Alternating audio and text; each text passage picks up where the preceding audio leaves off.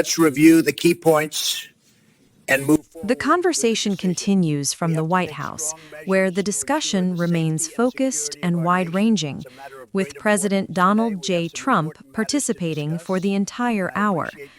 The dialogue moves back to the question of Venezuela and the political future facing its people. The topic draws attention to criminal organizations and violent offenders who, according to the president, were released from prisons and allowed to move freely toward the U.S. border under previous border policies. He specifically referenced organized gangs and cartel networks, describing them as among the most dangerous criminals in the world, who were able to enter the United States during a period of open border enforcement. According to him, anyone could cross without meaningful resistance. The interviewer redirected the conversation, noting that while domestic issues, such as Minneapolis, would be addressed later, he wanted to remain focused on Venezuela. He asked whether the president believed Venezuela could eventually hold free and fair elections, pointing out that if elections were conducted transparently, the opposition would almost certainly win by a large margin.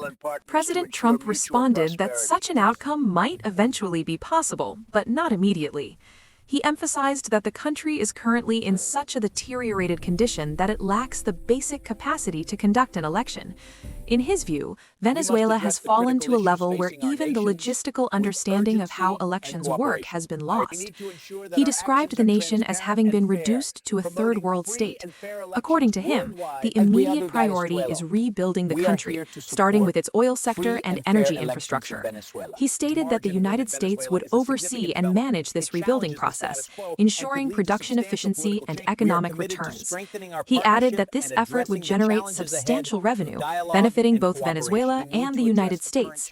Once the country is stabilized and rebuilt, elections could be realistically held. The interviewer then shifted toward defense spending and foreign policy, noting that these issues traditionally do not dominate campaign discussions. However, he observed that President Trump has consistently invested significant attention, resources, and political capital into foreign affairs. These are the pillars that will... Ladies and gentlemen, today we stand at a critical juncture in our global relationship. The president replied that foreign policy is critically important to national security and economic stability. He explained that when he first took office, the Middle East was engulfed in constant conflict.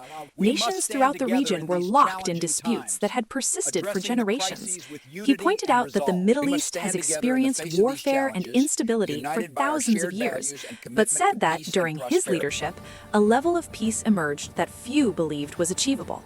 He referenced several wealthy and influential nations, including Saudi Arabia, Qatar, and the United Arab Emirates, explaining that these countries had long histories, vast resources, and economic power. However, prolonged instability had limited their ability to conduct business freely. Energy production and global oil supply were negatively affected, harming not just the region, but the global economy as well. According to the president, widespread violence, particularly in areas like Gaza, resulted in years of destruction and loss of life. He stated that these conditions have now significantly improved, with much of the region stabilized.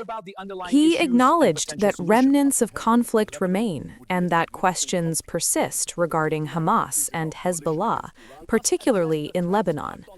However, he emphasized that a coalition of 59 countries has expressed willingness to assist if further action becomes necessary.